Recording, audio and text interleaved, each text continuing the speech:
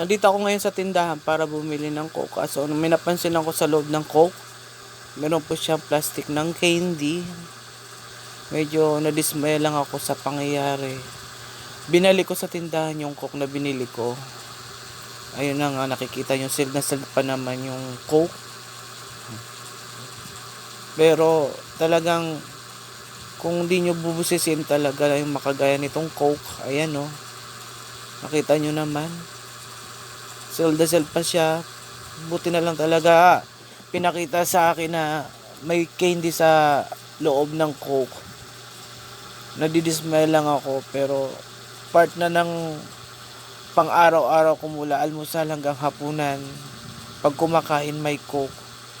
Mula nagkaisip ako hanggang ngayon magka-40 na ako. Ayan. Suking-suki po ako ng Coca-Cola.